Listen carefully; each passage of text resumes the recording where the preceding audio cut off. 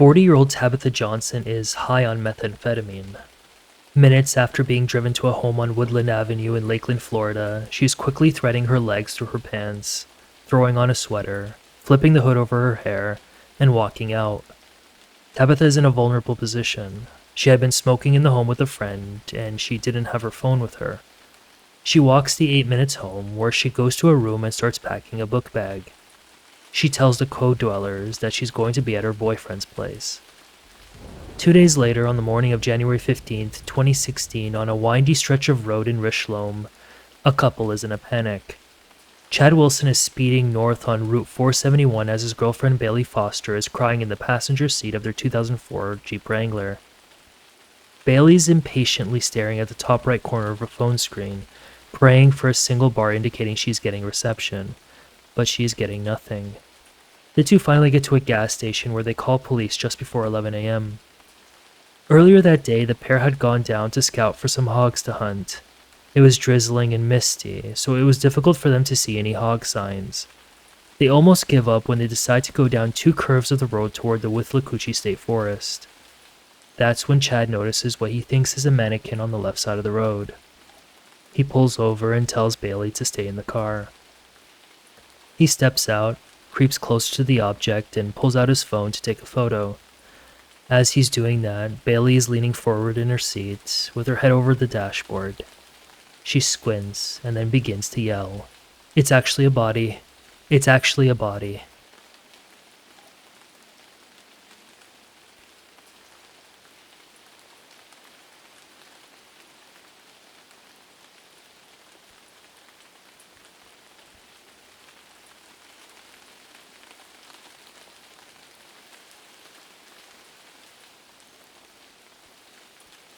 "50 yards down from the intersection of Center Grade Road and Green Pond Road was the badly charred body of a black male that could have been worse had the rain not smothered the fire before the point of completely unrecognizable.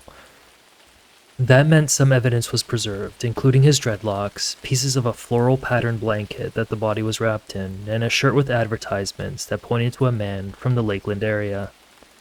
The medical examiner said over 90% of his body had been charred, including his hands. Despite the blistering, a forensics team was able to get a fingerprint to run through the national database known as APHIS for identification purposes. Meanwhile, a detective of the Fire, Arson, and Explosives Investigations team was brought in with a canine Labrador that could detect accelerants. The dog made 2 identifications of such accelerants near the body and on the body.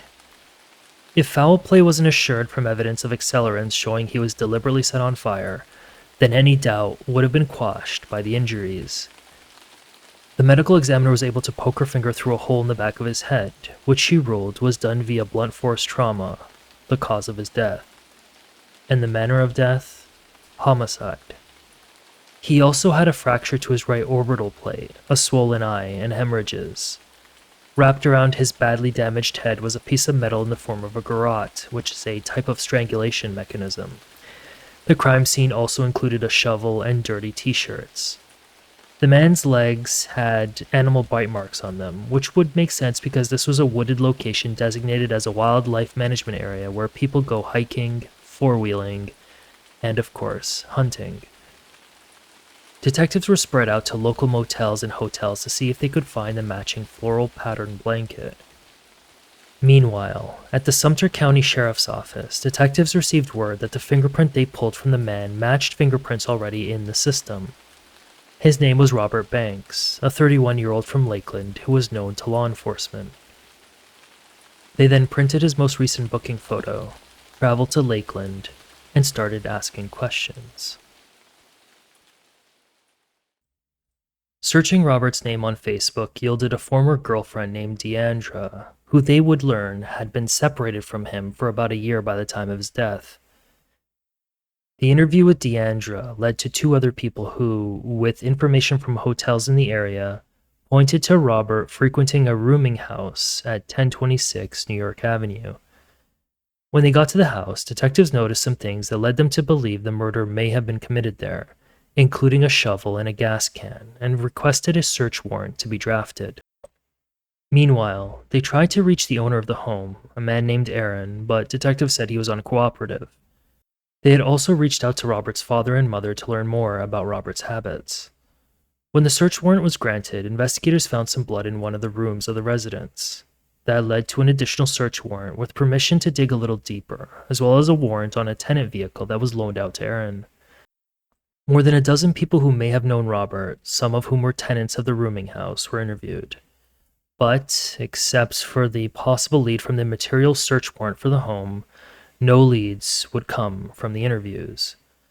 Any usefulness that did come out of those conversations were the names of more people who were close to Robert, including a man named David Klein, aka Big Dave. So, detectives drove over to Big Dave's home. When they got there, Dave was greeted with Robert's booking photo and asked, "You know this guy?" "Yeah, that's Rob," he replied. "When was the last time you saw him?" "I dropped him off at some trailer on Vousden," David replied. "Never seen him before," replied 18-year-old Anthony Johnson, who was just greeted by detectives with Robert's booking photo held up to his face. It was January 22nd, a week after the body had been discovered, and detectives had been visiting Anthony's trailer at 2926 Vousden on that tip from Big Dave. By the time Anthony's denial left his tongue, detectives must have felt like they were going in circles, as they were seemingly being directed to ignorant people who were themselves directing them to seemingly more ignorant people. Living with Anthony in the trailer was his girlfriend, 19-year-old Talia, who also said she had never before seen the men in the photo. Same with 23-year-old Brian Johnson Jr., Anthony's brother, who was staying briefly at the trailer. Frustrated by the answer, detectives asked them about Big Dave. The trailer's occupants say they don't know a Big Dave either. Between the interaction and January 27th, detectives spoke to a series of people, first with Big Dave's ex-wife, then with a person at the Polk County Jail where Robert had spent some time, and then to someone named Janae, who told them over the phone on January 27th that she heard rumors that Robert was beaten behind the Winn-Dixie supermarket off of Comby Road. Based on some information they were able to gather, detectives went over that day to the Christ Memorial Baptist Church, about a 10-minute walk north of the Vousden Lane trailer. It's just after 7:30 p.m. and Detective Troy Hampton is sitting in his car with his partner observing a food line outside of the church on Hardin-Comby Road. They were eyeing a person of interest who was waiting to serve himself some grub. The detectives got out of the car, walked over to 25-year-old Michael Gunn, and introduced themselves. They noticed Michael was visibly upset and angry. His arms were crossed. He wasn't making eye contact, instead opting to look past the detectives as he was talking to them. "You alright? Yeah. You look like you're kind of upset." Nah, it's just I'm trying to get a hold of my girlfriend. "Girlfriend problems?" Yeah. Where you live at? I stay with my brother Anthony. Okay. That place on the trailer there? Yes, ma'am. How long you been staying there? Well, I moved in there in November. In November? Yes, ma'am. Hey, you don't get weapons or anything in your pockets, do you? Sir, this is my phone. Okay. You keep reaching your pockets, I'll just leave it here. Alright. All right. So you've been staying there since November. Yes, ma'am. That picture that he showed you, can you look at it again? I don't know that guy. I've never seen him. How long you been around here? You mean being in Florida? Been around Florida? Sure, take a look at it again. See that? Yeah, I've seen it. I've never seen Okay. that guy. Alright, I just want to make sure. Light was good. And... Yeah, I've never seen that guy before in my life. So you've been here for at least a year? Yes, sir. How long you been brothers with these guys here? I mean, y'all seem pretty tight. I mean, if you guys are brothers, I mean, that's, that's almost like a lifelong relationship. You've only known them for a year? A little less? Less than a year, yeah. Less than your brothers? Yeah. Why such a tight bond? That's Because their dad's helping me out. He's helping me pay my bills and everything.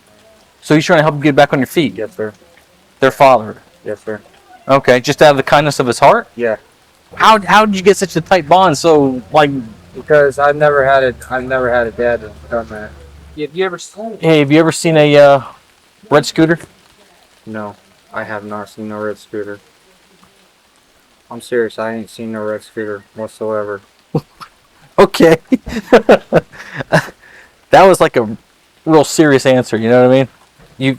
Do you know anybody that has a red scooter that you have seen driving a scooter? No, sir, I haven't. No? You've never seen a red scooter at your house? No, sir. And I clean my house every day. That house? The house I live in. Okay. Alright. All right. No red scooters? No one's come there with a red scooter? No, sir. This guy never came there with a red scooter? No, sir, I don't even know who Okay. that guy is. Okay. Raise your right hand. You sure everything you told us the truth, so help you God? Yes, sir. To the best of your knowledge? Yes, sir. Do you have something else? Why would people be telling us that guy was at your house? That guy wasn't at my house. The way I look at it, they're lying. Because that guy was not at my house, I would know.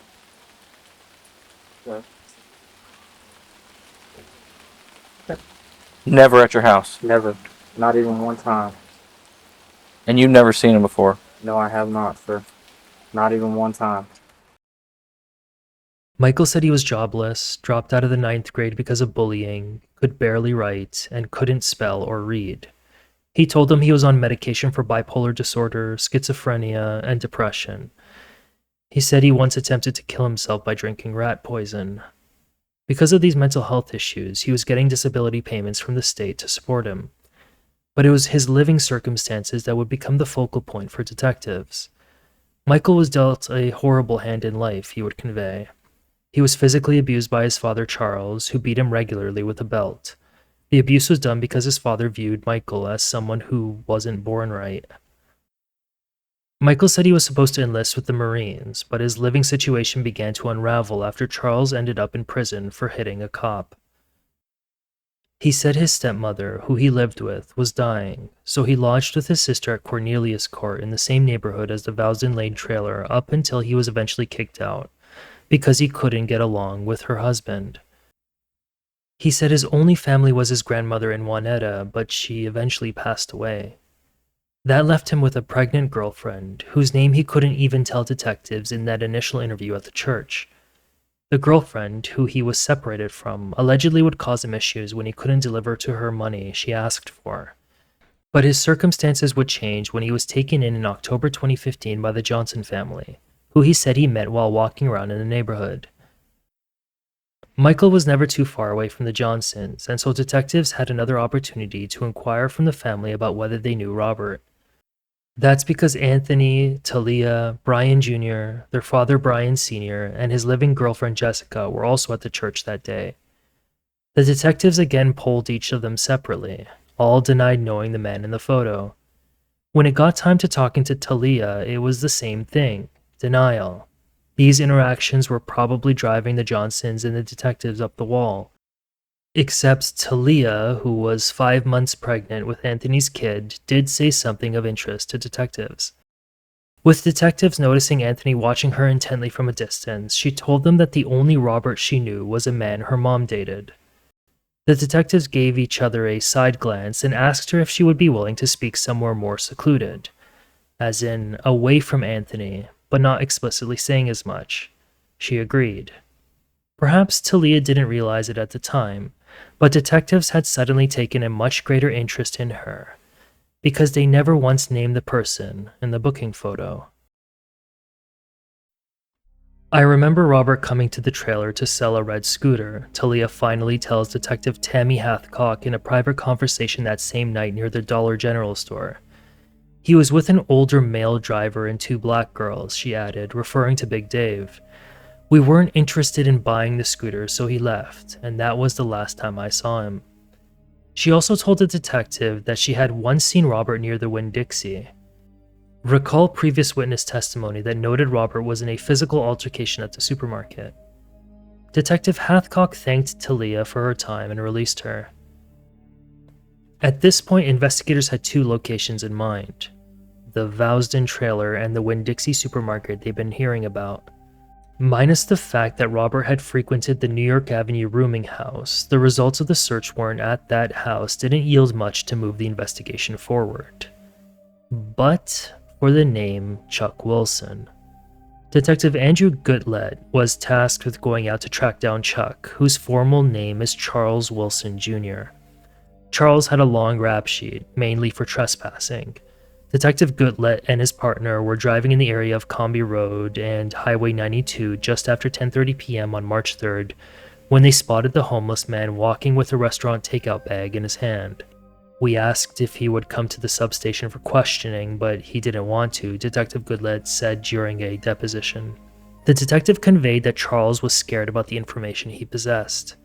Detectives learned that Charles got into a physical altercation with Robert behind the Winn-Dixie off of Comby Road, and it wasn't the first time the two fought. The point is, Charles knew Robert well. In fact, well enough to know that Robert was dropped off at the trailer at Vousden Lane, never to emerge from there again. Speaking about Robert's murder, Charles confidently told them, "The people in that trailer did it." It's 3:10 a.m. on March 5th, approaching 2 months since Robert's body was found, and Judge Donald Jacobson is awakened by doorbell rings. He gets up and heads toward the front door and opens it. He is greeted by Detective Jeffrey Clark with a piece of paper outlining why they believe the trailer on Vousden Lane should be searched. The judge combs through the probable cause reasoning for a search and signs off on it. Less than an hour later at 4:10 a.m., Michael Gunn is jolted awake by the sound of banging on the Vousden trailer door. He opens the door and is greeted by detectives, who tell him they have a search warrant for the property. Michael is yet again annoyed by the presence of law enforcement and is said to be aggravated at this point.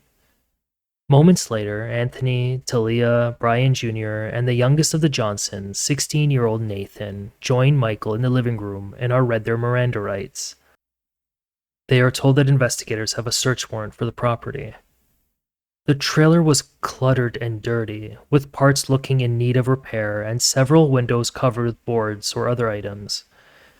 Outside, investigators noticed a burn pile with a metal spring device from a mattress sticking out from it. A detective tries to calm everyone down by having casual conversation with the boys, including about video games. Meanwhile, Talia told the detectives the same story, that Robert had come over with a scooter and left when they were not interested in it. After combing the property, investigators then retrieve DNA samples from the kids and leave. 3 days later, on March 8th, Talia is asked to come down to the Winter Haven Police Department. For whatever reason, Talia feels like things are getting too intense. At first, she repeats the scooter story, that Robert came over to sell the scooter but left when the Johnsons declined. Investigators knew this to be true. Robert did, at one time, come over with the scooter to sell. But Talia was lying about that being the last time they had seen him. Investigators already knew this because they had received new information that very day from another witness, who claimed she was told by someone in the Johnson family that something abhorrent occurred to Robert in that trailer on January 14th. In other words, faced with the prospect of a charge of first-degree murder and losing her baby, it was time for Talia to come clean. The jig, as they say, was up. "Yo, Rob, you got some K2? Anthony Johnson asks Robert over the phone from his home on Vousden Lane, referring to the name given for synthetic marijuana. "Yeah, I'll be over," Robert tells him. It is lightly raining on the afternoon of Thursday, January 14th, 2016, when Robert hitches a ride with Big Dave to the home that has been the subject of much scrutiny by law enforcement in recent days. Anthony is in the kitchen while Talia and Brian Jr.'s girlfriend Kimberly are on the couch when Robert walks through the open front door. Anthony hears Robert come in and tells him to hang on because Brian Jr. is at the store getting money to buy the K2. After several minutes and no Brian, Robert picks up the phone and dials Brian's number. Brian picks up the phone and tells him he'll be there in a few minutes. Minutes later, with Brian a no-show, a fed-up Robert turns around to leave when the front door is suddenly kicked closed from the outside. He tries to open it, but the trailer door is so broken, it requires great force to open it back up. The Johnsons know this. Robert, however, doesn't. Over the course of the next hour, Robert is going to wish he never knew the Johnsons. 911, what is the address of your emergency? Yes, ma'am. This is Michael Gunn. I'm off Hard and Cumbie. I killed Robert Banks. I'm sorry? I killed Robert Banks. I'm off Hardin Company. I'm right here at the Snow Cove. You say you killed It's a murder that they've been investigating, and the cops won't leave my family alone, and I want to turn myself in. Okay, one moment. And when did this incident take place?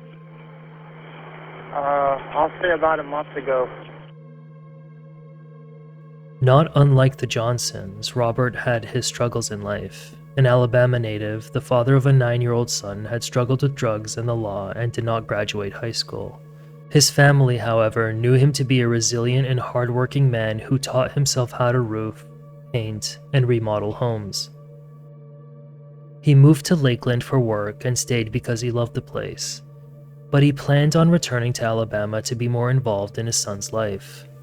Since his father's death, his son Braden is said to have battled with bouts of anger, outbursts, and sadness, which required counseling. The family reminisced about the times he kept his family close to him. He bonded easily with people because he was caring and had an infectious sense of humor, they said. He protected his older sister and always made sure she was okay, she said. When they got older, she became his protector.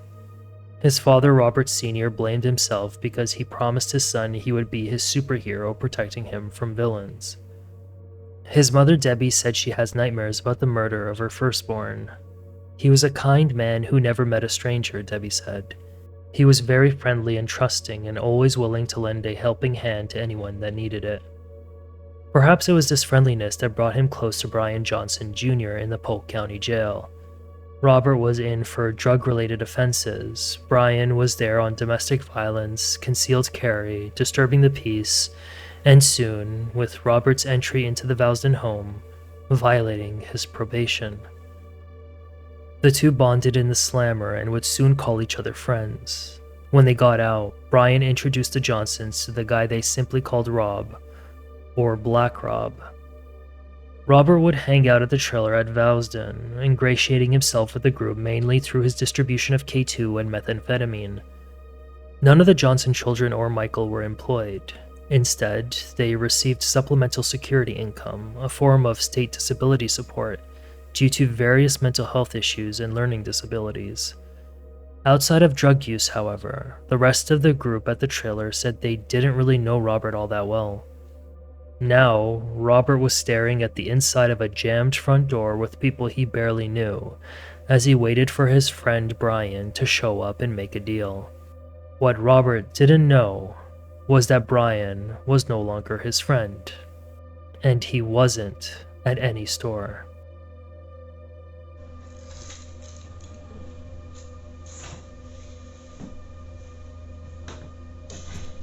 I'm sitting in that chair.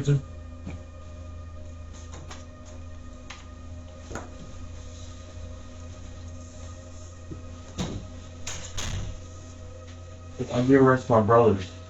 What brothers? My brothers. They're your friends. I don't give a shit. We arrested them. You're gonna lose the attitude. You understand that? Well, I'm the one Don't that sit there and told look at them. it. Don't sit here. Look, first of all, I know exactly what happened there. Okay? I'm the one that hit the nigga with the baseball bat, not them. Okay. Unfortunately, everybody was there, and unfortunately, everybody's talking. Okay? So don't pull that. And don't sit there with some attitude staring at me. Well, okay? I mean, y'all had the right rest of my people. Yeah, I do. Yeah, I do. And I was just protecting my fucking family, man.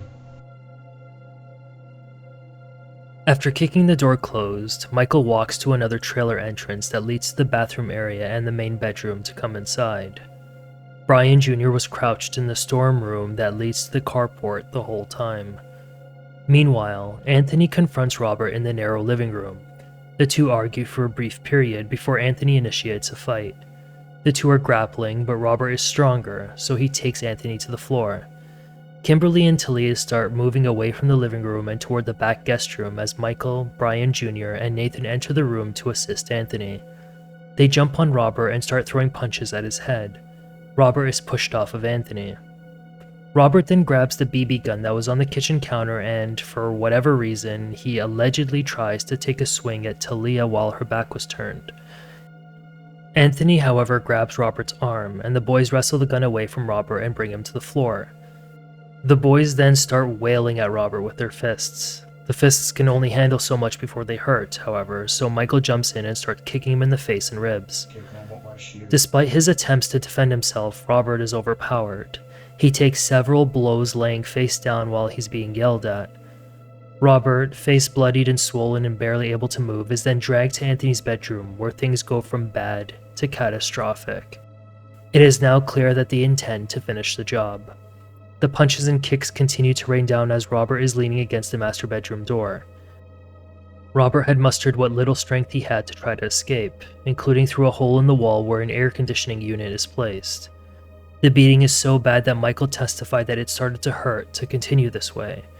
He needs an object that isn't attached to his body, so he comes in possession of a metal pipe.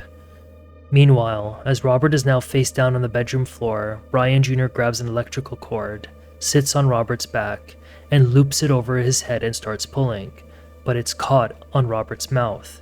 He loosens his grip to bring it down to his neck and then pulls and crosses his arms simultaneously. Robert is heard grunting, and it appears Brian might be struggling, so Nathan sits behind Brian on Robert's back and is pulling on the cord with him. At the same time, Michael is striking Robert in the back and neck with a pipe. I got tired of using my hands and my feet, so I used a baseball bat. Robert is barely alive until a snapping sound. Talia said she thought it was Robert's neck breaking, but it was actually the pipe splitting the back of Robert's head. Michael said he touched Robert's neck to check for a pulse, but didn't get anything. It is believed the pipe strike was the death blow, but the boys are not done. Let me ask you a question. I need the truth. Did somebody take a flashlight and put it up his... Who did that? You did, didn't you?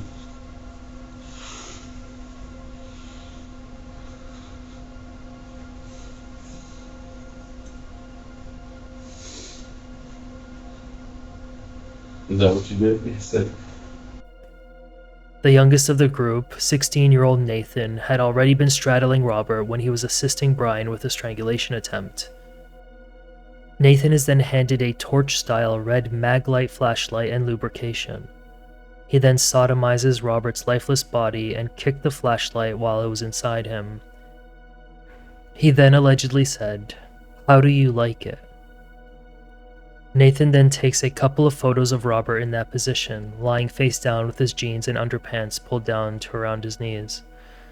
The boys then picked Robert up and put him on a mattress and covered him in a floral patterned blanket until they could figure out what to do with him.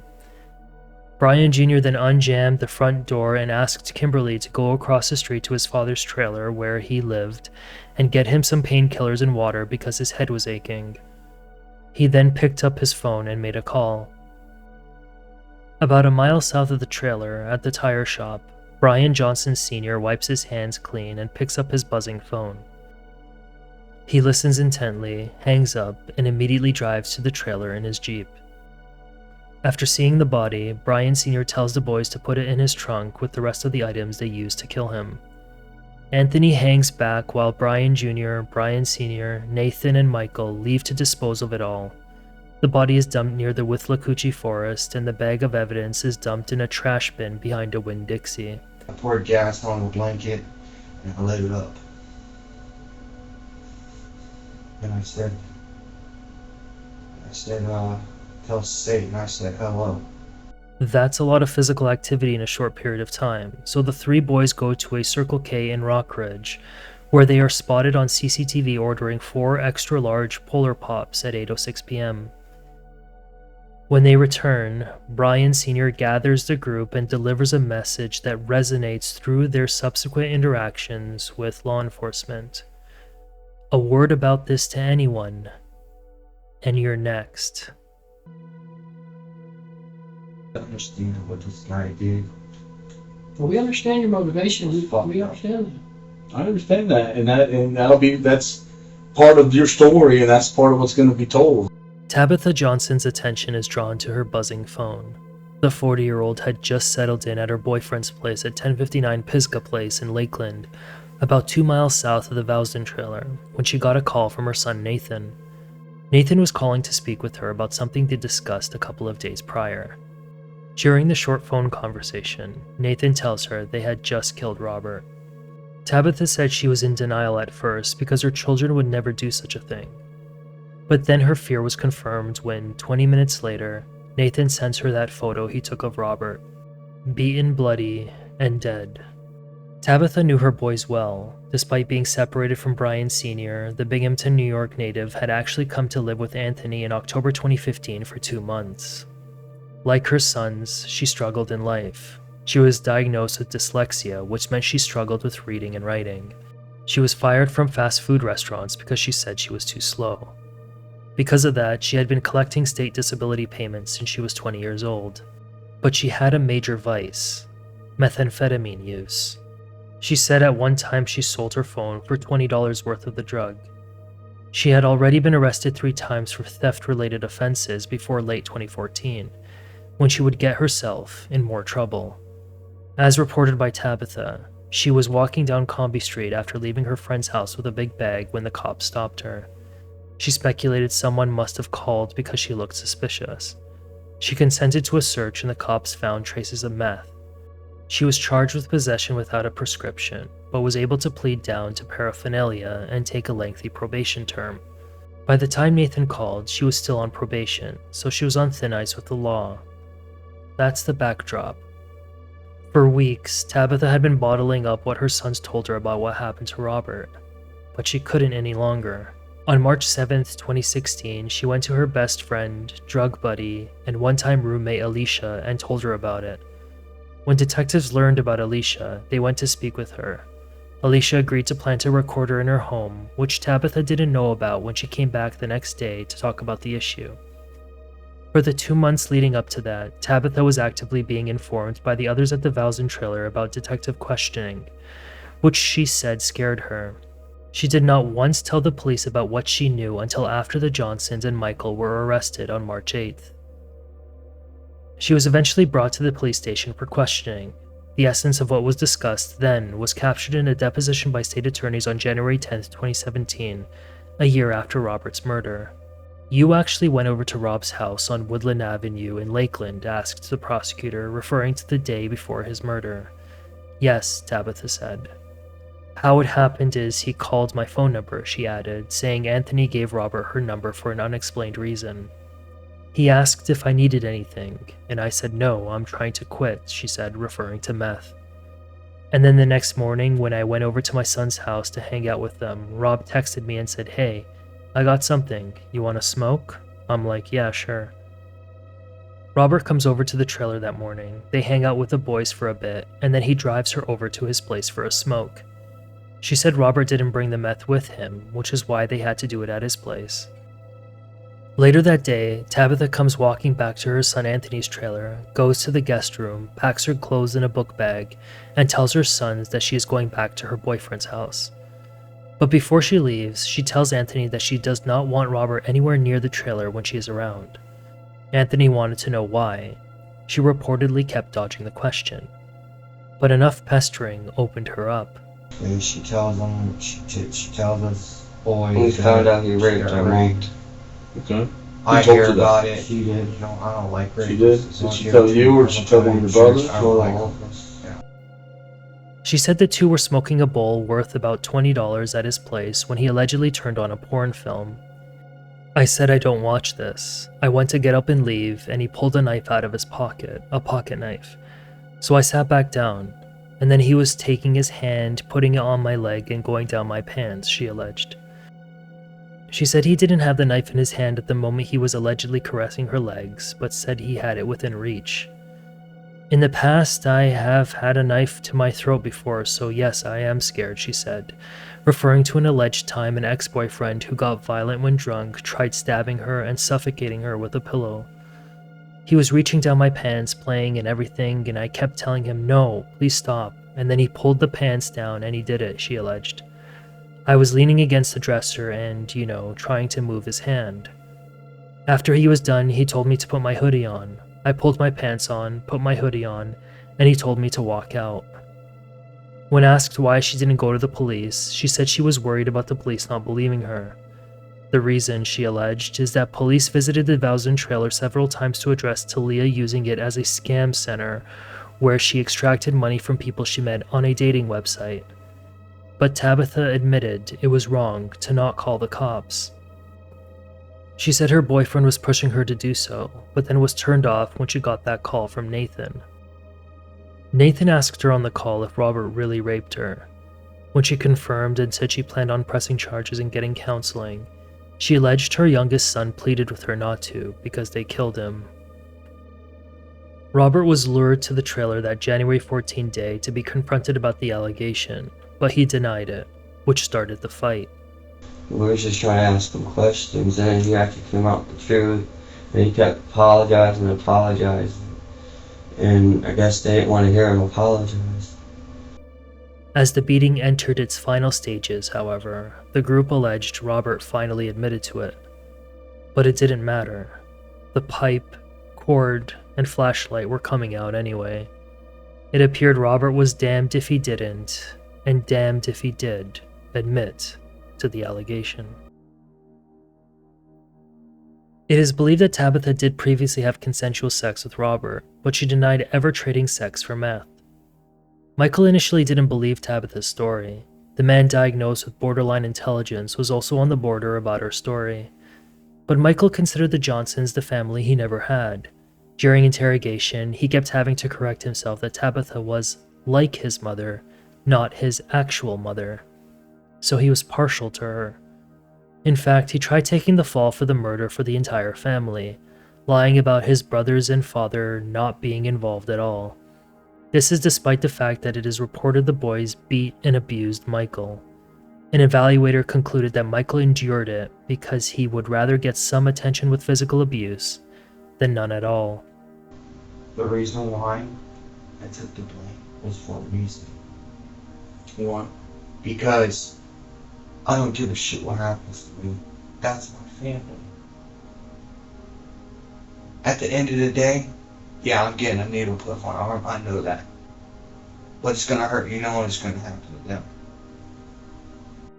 Talia seemed even more certain Tabitha's rape story wasn't true. She lived with Tabitha in New York before coming down to Florida and said when she did meth, she would lie all the time to her kids.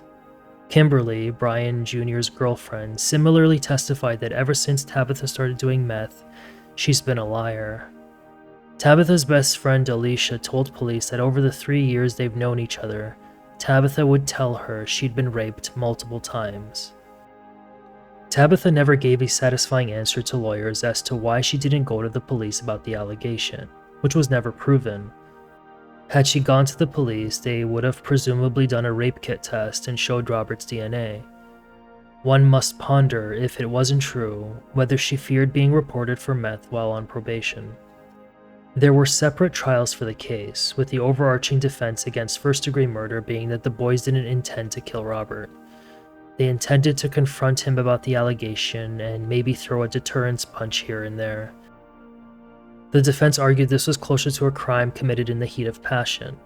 It pointed to critical moments during the fight, if you can call it that, including the alleged attempt by Robert to hit Talia with a BB gun, and Robert allegedly admitting to the rape allegation. Operating against Michael was his admission during the interrogation that he did intend to kill Robert before he showed up. Let me ask you a question. When you called him to come over there, did you know you were going to kill him? I did, yeah. Did you guys talk about it beforehand?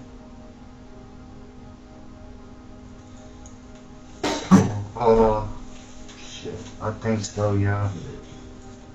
Yeah, I'm pretty sure I did. I don't know about the rest of them, but I know I had a plan. The state argued that it didn't matter to him whether he had concrete proof that Tabitha was raped. He had enough hatred for black people that he was going to take any excuse he could to kill one. Look, I'm not being racist, but I really didn't like him because he wasn't my color. I'm not being racist. He was my mom's friend. I was getting along with him till I found out what he did.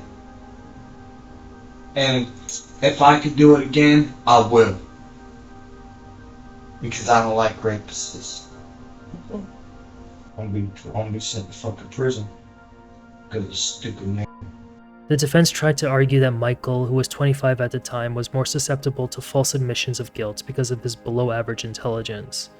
It also argued that he'd been using K2 during this period, which has a further detrimental effect on cognition.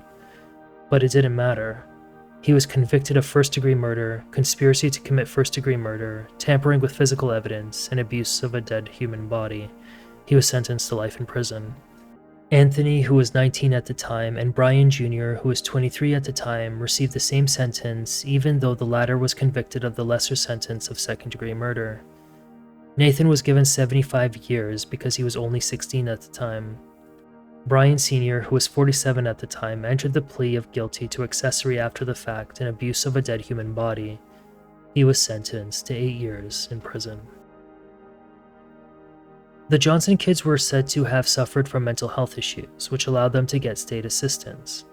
But they also allegedly put part of that money toward feeding their drug habit, which experts said could have served to further curb the normal development of their brains. Their father was also said to have been diagnosed with bipolar disorder and schizophrenia.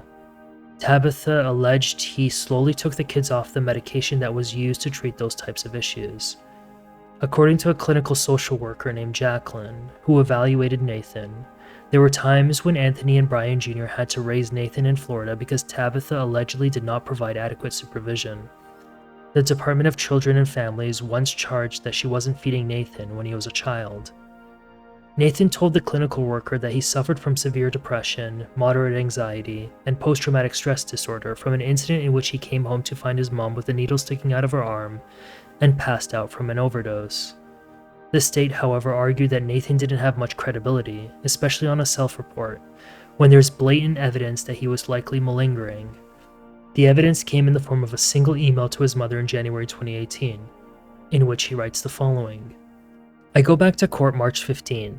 Some lady from Tampa is coming to jail to come give me some tests, but I'm going to act like I don't know anything she's asking me or talking about because I think she's testing me to see if I'm in the right state of mind or something. So I'm act slow, but anyway, they said I get sentenced for sure on the 20th of April. So I hope everything goes plan, how I wanted it all to go. Thank you so much for taking the time out of your day to listen to me narrate this story, which is based on the primary sources. Special thanks to the reporters for doing the legwork to bring these stories forward, to the court clerks for assistance with the case files, and to you guys for engaging in the subject matter. I hope all is well, you're doing something nice, and don't be these guys.